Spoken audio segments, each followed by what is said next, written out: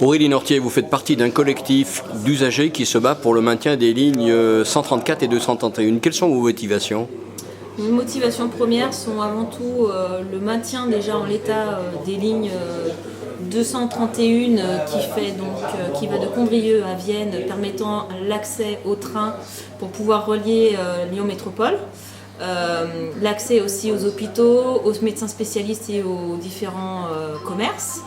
Et le non-allègement, entre guillemets, de la ligne 134 qui fait Condrieu-Givors, qui, dans les perspectives qui s'annoncent, deviendrait presque une ligne scolaire au niveau horaire et serait vraiment problématique pour l'ensemble, en tous les cas, pour la mobilité des habitants de la vallée, de la rive droite du Rhône, où on a déjà un encaissement assez important et beaucoup de bouchons au niveau de la départementale et de l'autoroute. Alors aujourd'hui, le Conseil général du Rhône a annoncé vendredi passé, justement, un plan d'économie budgétaire, 8 millions, 35% des lignes. Comment vous allez pouvoir faire, justement, justifier le maintien de ces lignes ?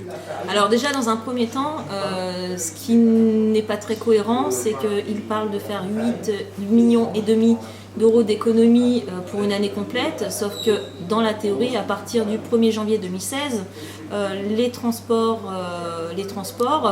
Nouveau-Rhône passeraient dans la gestion de la région. Donc, ce qui signifierait qu'il n'y aurait que 4 mois d'exploitation, donc 4/12 d'économie réalisée sur les 8,5 millions. Donc ça fait déjà pas grand-chose.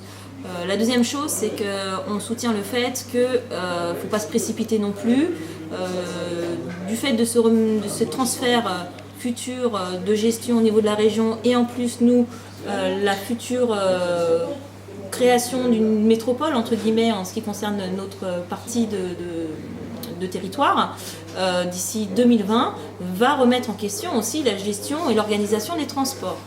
La dernière chose, c'est qu'on note qu'il y a des problèmes de doublement de lignes de différents départements qui se marchent dessus et peut-être qu'en réfléchissant correctement et en réajustant, en optimisant ces lignes, on pourrait faire des économies financières sur plusieurs départements.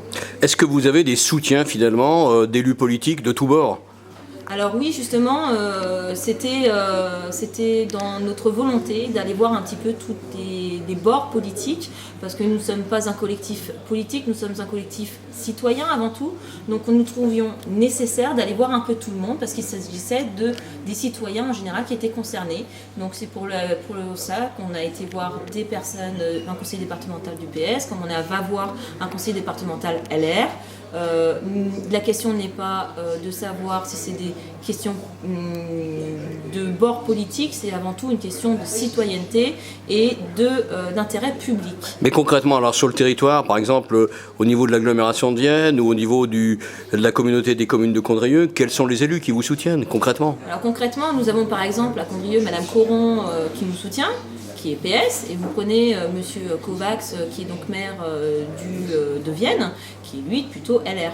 Donc voilà, donc après en dehors de ça, on a vu aussi d'autres personnes qui ont une autre spécificité de mandat, qui sont aussi d'autres bords.